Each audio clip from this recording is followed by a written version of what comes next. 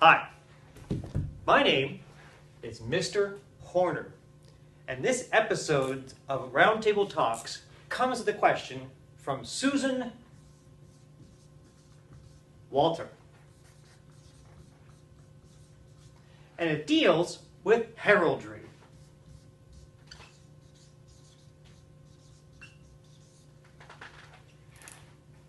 So let's find out a little bit more about heraldry.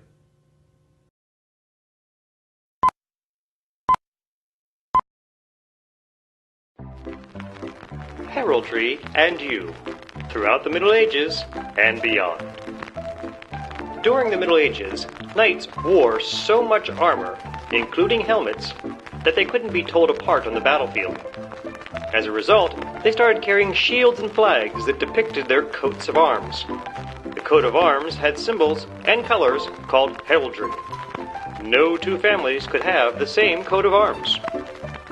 In the most basic of heraldry, there are 5 colors and 2 metals. The colors are blue, red, purple, black, and green. The 2 colors are gold and silver. The symbols used in heraldry are sometimes called devices, or charges, or even sigils. They can be just about anything, but they do have a particular significance to the family or person whose heraldry it is. When designing a coat of arms, a person would choose 2 colors and a device that meant something to him or her. This concludes Heraldry and You, from the Middle Ages and beyond. Okay, so now that we know more about heraldry, let's see how we chose our colors and our devices.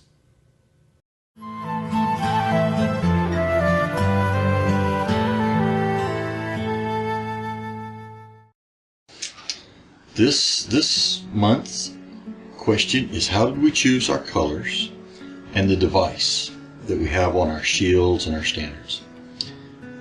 I chose blue. You may have noticed one of my favorite colors is blue. I wear blue a lot. And black. I wear black a lot. And I trimmed it in some white. Some of my stuff I've really got a lot of variance in my tabards and in my horse costuming. So I have some that's blue and white, some that's blue and black. And so I really just chose those because the group that I was jousting with, everybody had picked their colors. No one had blue, which was lucky for me. And then the device, being the fleur-de-lis.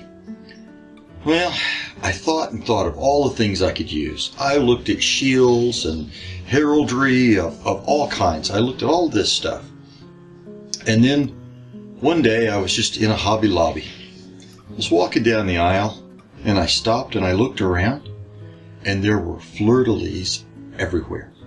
I mean, there were bookends, there was paintings, there was metalworks. There was even things you could get, little fleur-de-lis you stick to the wall and hang your keys on. There were it was just overwhelming. And I thought, fleur-de-lis, they're everywhere. They're easy to find. So I liked it. I chose fleur-de-lis. I didn't do it because I was a Boy Scout like some people thought. It's just a very easy, common symbol that I can find and use in many different ways. So that's how I came about with my colors and my device. Pretty simple. So thanks.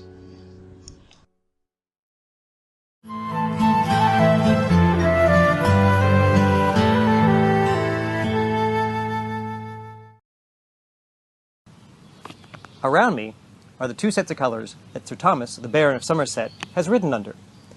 Let's start off with the first set of colors, the blue and the grays. When I first started jousting, I knew what colors I was going to use, because long before I even had a chance to think about jousting, I knew that I wanted these colors. Blue was my favorite color throughout my entire life, and gray was kind of a philosophy for me. I thought that the world had too much black and white in it, and that even black and white were just very dark and very light shades of gray.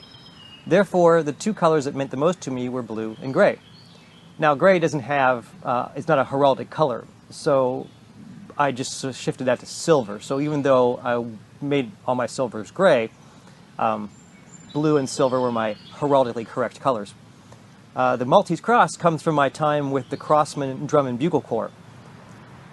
When I marched with the Crossmen, it was the first time that I got out on my own and sort of evolved beyond the nerdy band geek in high school that had a bowl haircut.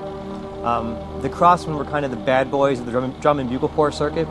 A lot of them had long hair, so I started wearing my hair long. And it was the first time I got a chance to go stand on my own 2 feet and really make something of myself, work really, really hard to perfect something I was doing. So it was pretty obvious that the Maltese Cross was going to be my device.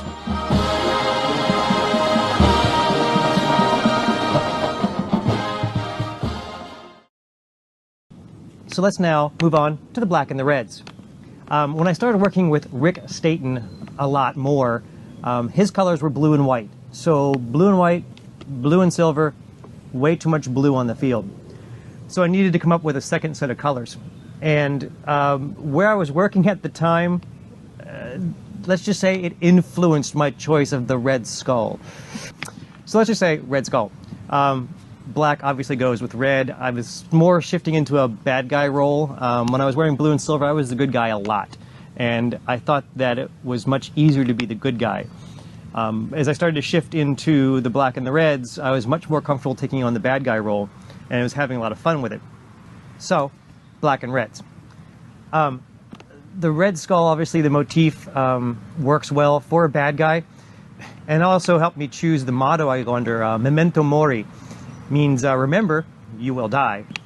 And the Catholic Church used it a lot in the olden days to remind you of your mortality, saying, you know, while you're here, you better behave because eventually you're going to die and you're going to have to answer for whatever you've done here on earth. So I thought for a good guy, it worked. And also for a bad guy, of course, the remember, you will die, and it's going to be me. So the black and the reds, red skull motif, Memento Mori. The red skull also has a nice little tie-in to the Crossman Drum and Bugle Corps. The Crossmen always had a sense of history about them. And there was a character called Bones. He would appear, no one knew who he was, but at some point during the season, as you were warming up, you'd be facing the back stands, and all of a sudden you look up and there would be this figure standing in an old Crossman uniform, opening up in a cape, skull face. It was Bones. And you cannot understand the charge of electricity that would go through the drum and bugle corps. See, I'm even getting excited now talking about it. So the skull tying into Bones still helped me carry through the Maltese Cross, the Crossman motif, into my new set of colors. So there you have it. Blue and silvers with the Maltese Cross, black and reds with a red skull motif. There's the colors that Sir Thomas, the Baron of Somerset, rides under.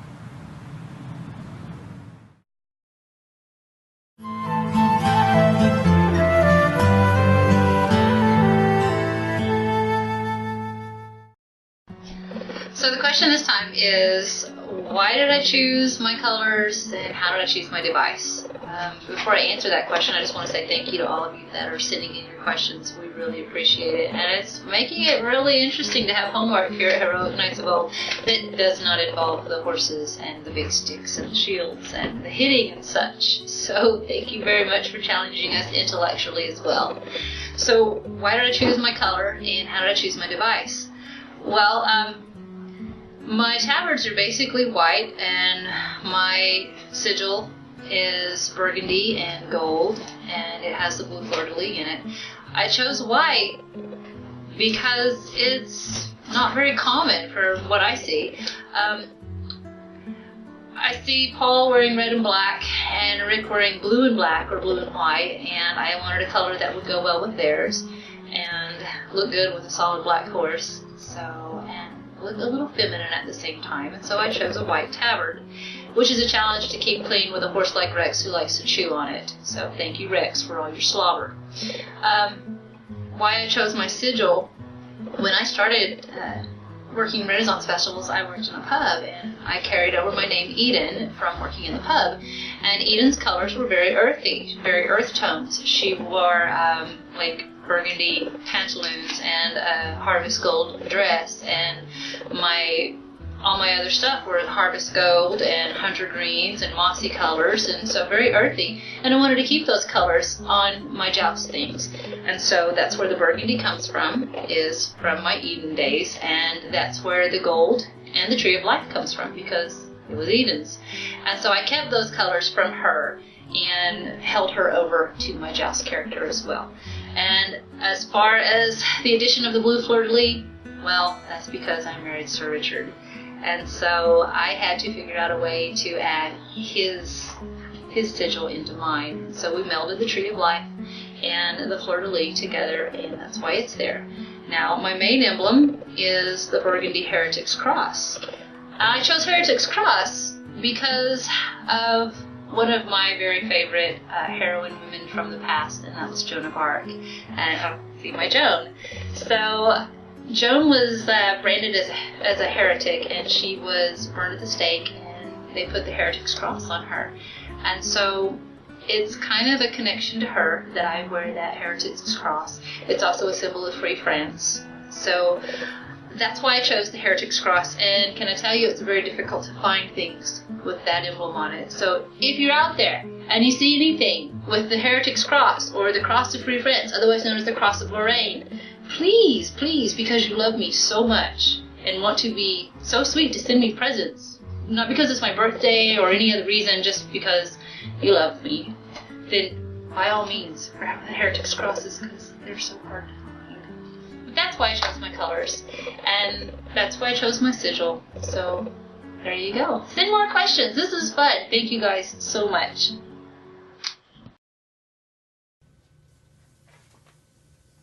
And there you have it, our colors and devices and what they mean to us. Thanks, Susan, for that great question. And if you have a question, email it to us at heroicknightsofold@yahoo.com. And we'll see you next time on Roundtable Talks.